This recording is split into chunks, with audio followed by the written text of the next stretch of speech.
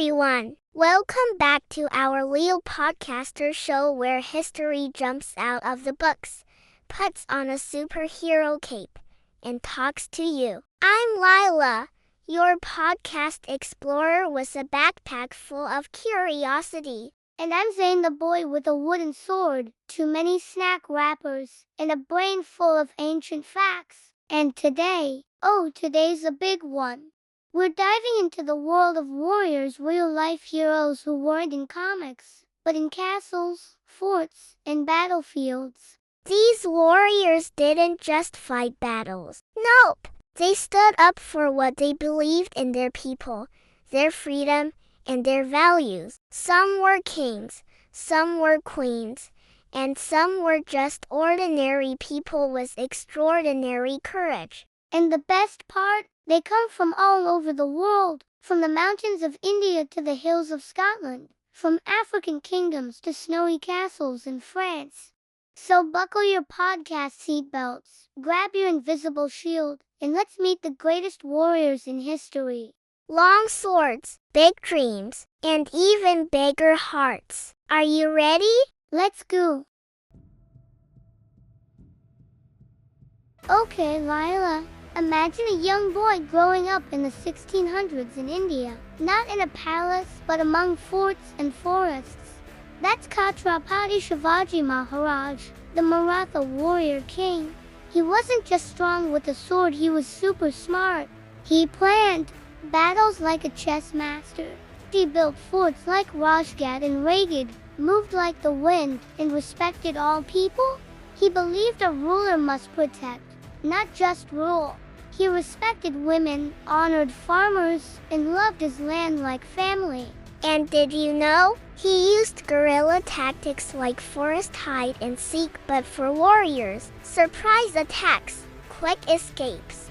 He even had a navy. He wasn't just a king, he was a visionary. That's why they called him the Mountain Lion.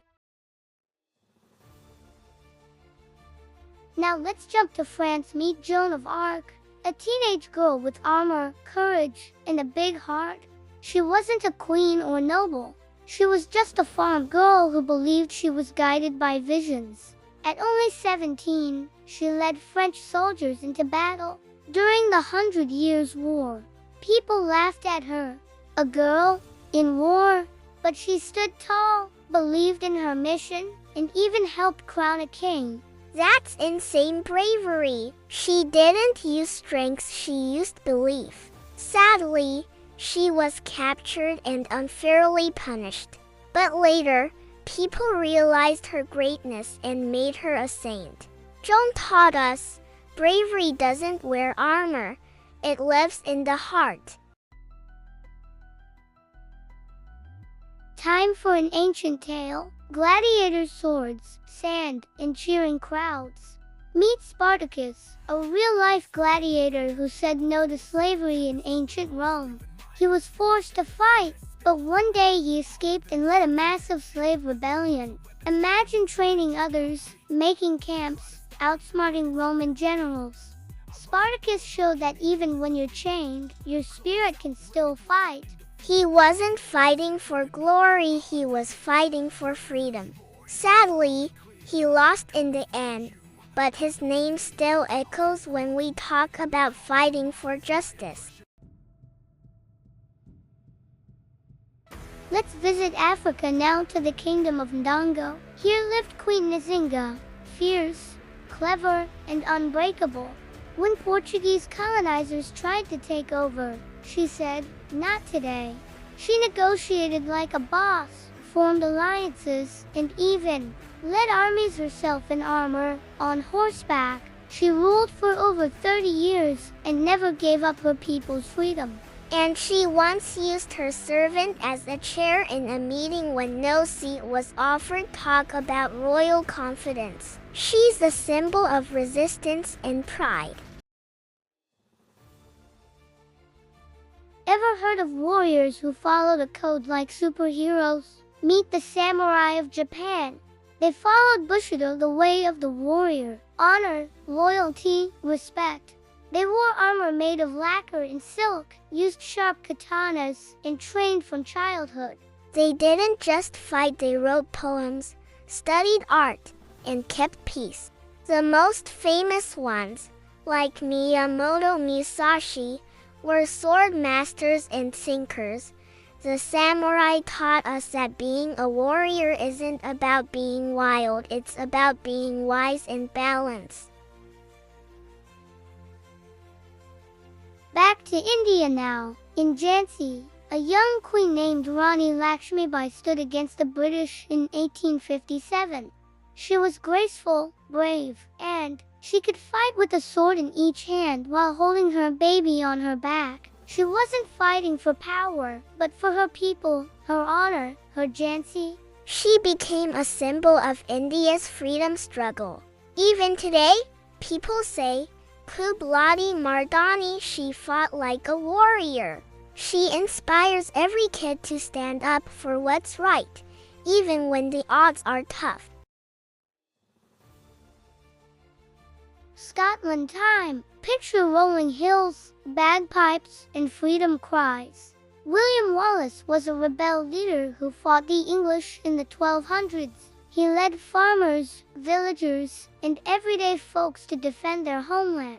His most famous battle, Stirling Bridge, where he outsmarted a giant army. He became a symbol of freedom. Though he lost his life, Scotland remembers him as a hero. Movies were made about him. He reminds us courage isn't about always winning. It's about never backing down. You've heard of Shivaji, right? Now meet his son Chhatrapati Sambhaji Maharaj. He was not just a warrior, he was a scholar, fluent in multiple languages, and wrote books on politics and medicine.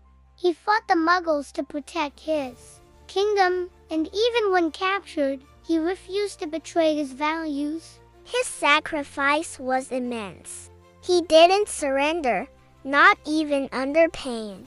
He taught us that strength also means standing for what's right, no matter what. A king, a warrior, and a hero in every way.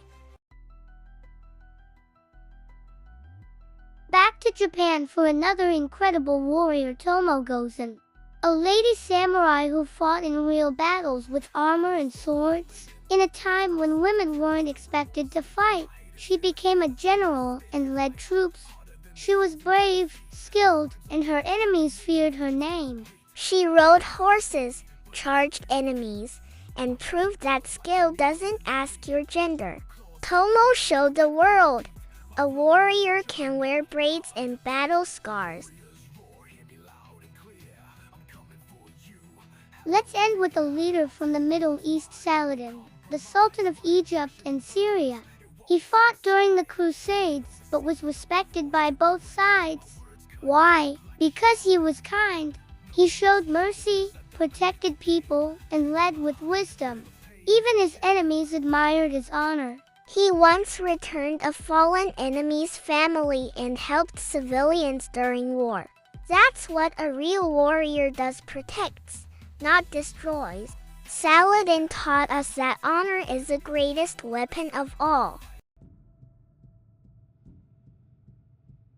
Imagine being chased across deserts and mountains by people trying to take your home, but never giving up. That's Geronimo, the fearless Apache warrior from North America.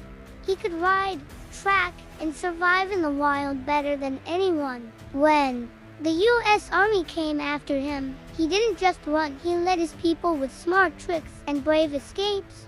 Some say he had magical powers because he escaped so many times. He was a real-life ninja of the desert. Boom! And you know what's cooler? Geronimo became so famous that paratroopers yell his name before jumping from airplanes, like Geronimo. He wasn't just a fighter, he was a symbol of courage. Even when he was captured, he stayed proud of who he was. A true warrior doesn't always win battles, but they never give up who they are. Okay, close your eyes and picture a queen with red hair, riding a chariot into battle, shouting like a lioness. That's Boudica, the rebel queen of ancient Britain. When the Romans hurt her family, she didn't cry, she got really mad and said, "Let's fight back," and she led an army of thousands. Her battle cries were louder than the Roman drums. Boudica's story is like a super action movie. She almost kicked the Romans out of Britain. Even though she didn't win in the end, people still remember her as a hero who stood up when everything was against her. She showed that girls, especially queens, can be super tough. Now, not all warriors fight with swords. Some fight with wisdom and words. Like Abdul Kalam Azad, he used ideas and books to fight for India's freedom. He was a scholar, a leader, and a peaceful warrior. He believed education was the strongest weapon. I mean, how cool is that? Using your brain like a superhero shield. And guess what? He started a newspaper when he was only a teen. That's like us starting a newspaper for our school. And changing the world with it. He said young people are the future, and I think that means us, Jaden. Here's a name you probably haven't heard: Arminius. He was a warrior from ancient Germania, and he totally tricked the powerful Roman army. He used reverse psychology, pretended to help them, then trapped them in a forest and beat them. Boom! Total brainy warrior move.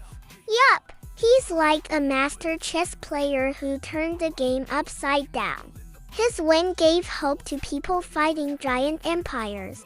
That's why even today, people in Germany remember Arminius like a hero who stood up and said, "Nope, we won't be pushed around." Khalid ibn al-Walid was called the Sword of God, not just because he fought many battles, but because he never lost one. Can you imagine that? A warrior who always found a way to win, not by being mean, but by being super smart, fast, and brave. And he respected his enemies too. He didn't fight just to fight, he fought to protect, to lead, and to bring peace. That's why he's remembered as a noble warrior who believed in strategy, honor, and bravery. From mountains to deserts, castles to fortresses, warriors stood for something bigger than swords. They stood for justice, honor, and hope. And now it's our turn, maybe not with swords, but with kindness, teamwork, and learning. Because every kid can be a warrior of peace, curiosity, and courage. See you next time, History Explorers. Stay brave, stay brilliant, and always ask, what would a true warrior do?